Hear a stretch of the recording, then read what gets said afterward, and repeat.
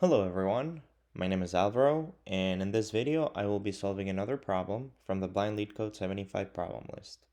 Today I will be doing problem 56, which is called merge intervals. So yeah, let's get to read the problem statement.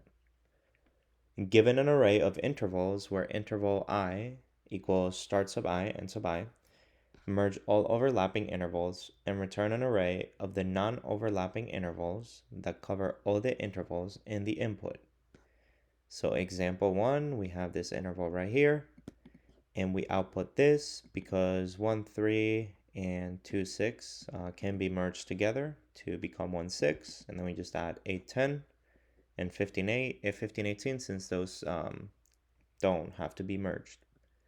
And this interval right here as well, these two are overlapping because this element right here, so the last element in this array, and the first element in this array are the same, so the arrays are overlapping. So yeah, if you want to try this problem by yourself, excuse me, now would be the time to pause the video and give it a try, because I'm going to explain how to do this now. So yeah, I'm going to explain how to do it by walking through an example and just show a little bit of the logic here.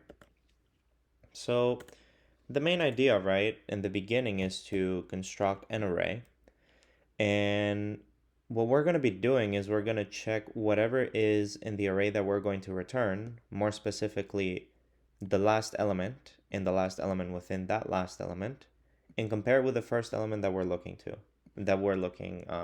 at the moment. If this first element is smaller than this last element, then obviously these two arrays have to be merged together. And that's what we're going to be doing over and over in a while loop or a for loop, whatever you prefer doing. But yes, and obviously if the array is empty, then we're simply just going to be adding an element. So suppose that we start with this, right? 1 and 3. And now the element that we're looking at is the subarray 2, 6. So what do? Well, what we have to do first is we have to check whether there's an overlap with the last element in this and this. And how do we know if there's an overlap? Well, like I mentioned before, there is an overlap if and only if this element right here, so the first element in the current subarray that we're looking at, is less than or equal to the last element in here, right?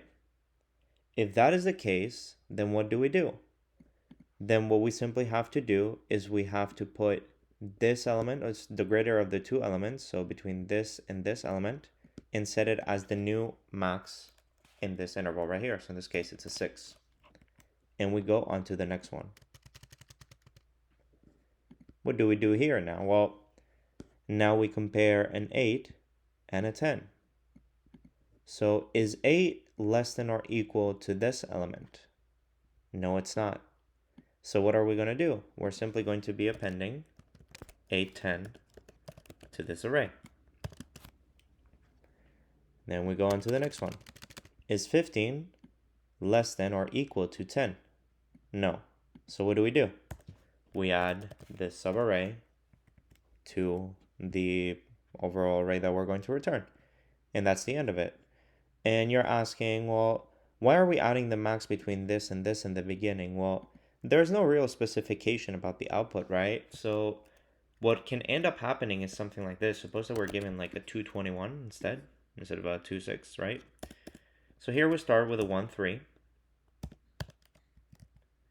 Or actually, I'm going to start here, yeah. Because this element is not always guaranteed to be bigger than the previous one. So we start with a 121. And what do we do next? Well, obviously these two overlap because 2 is smaller or equal to 21. So we just set this as the max between this and that. So in this case, it would stay as 21. And then we compare the current element, so it will be 8, 10. Is 8 less than or equal to 21? Yes, it is. So what do? We set this as the max between this and that. And we go on to the next one, and similarly, 15 is less than 21. So we set this as the max between 21, and 18, which in this case is 21. And that would be the resulting array. Now, as it says here, there are other problems that deal with intervals and they give you a sorted input, but in this case, the input is not guaranteed to be sorted, right? So for example, what would happen if we have something like this, right? Using our current approach, we start with 2, 6.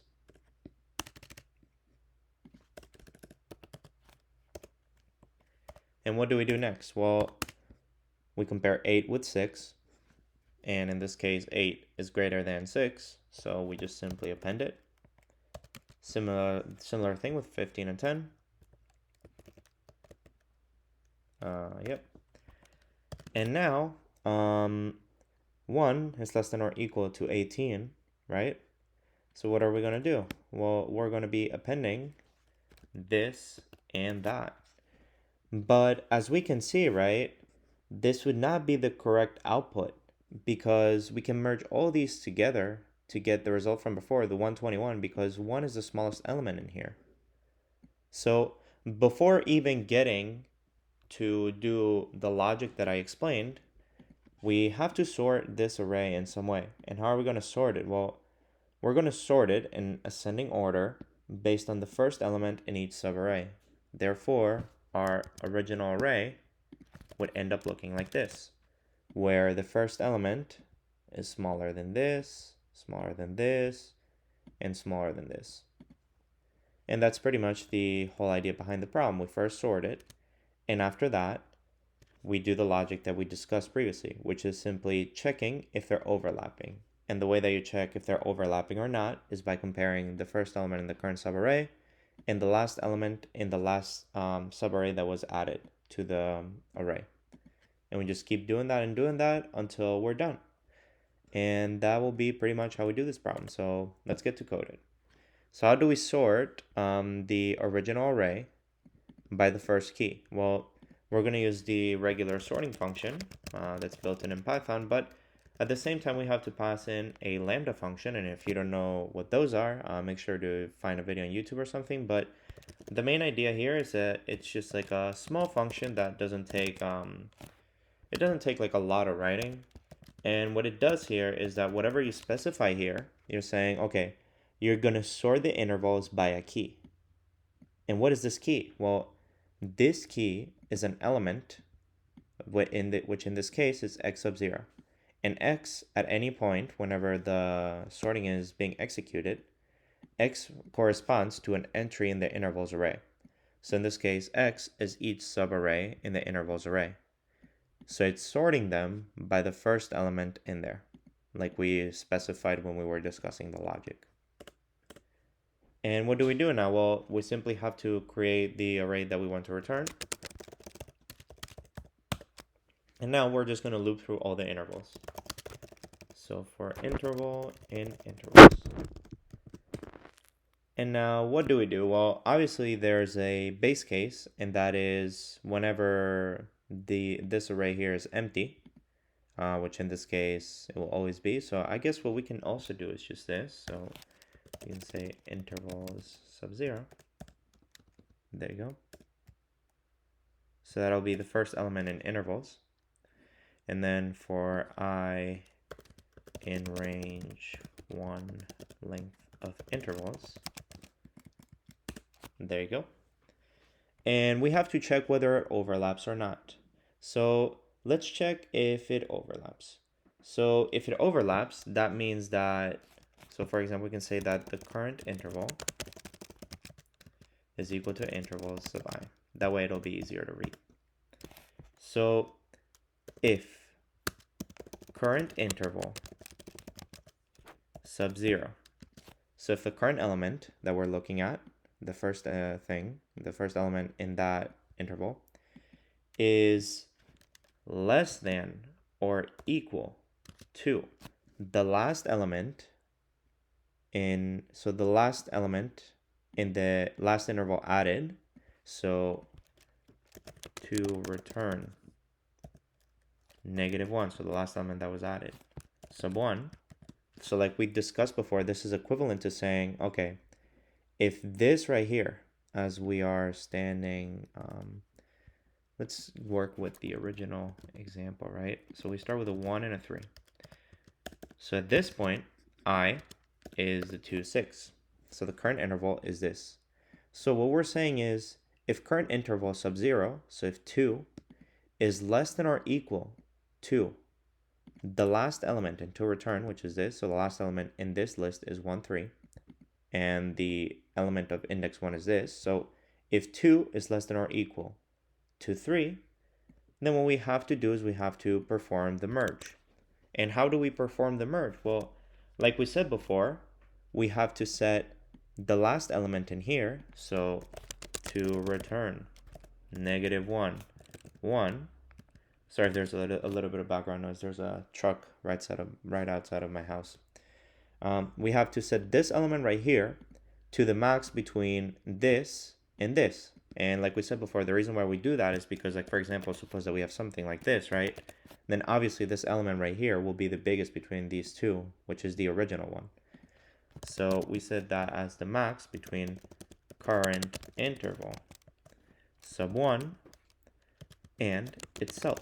So to return -1 sub 1. There you go. And what happens? So this is if they overlap. So if they overlap.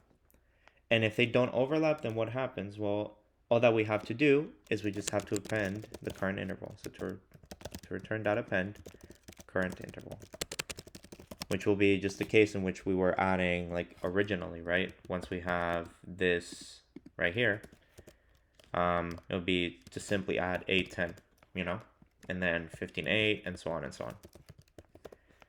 And that'll be pretty much it. After that, all that we need to do is just return to return, and this solution should work. Oh, of course, yeah, sorry for that. There you go. And I guess if, like, if intervals is empty, then we return an empty list. So if intervals is that, then we return that.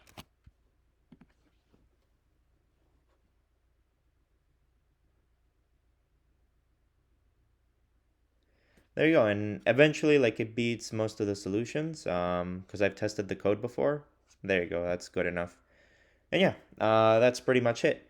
So now let's think about what is the runtime complexity of this solution and what is the spacetime complexity of this solution. So as we can see, right, we have n intervals in the original input. And we can see here, right, that we traverse each one once. So this for loop has a runtime of big O of n.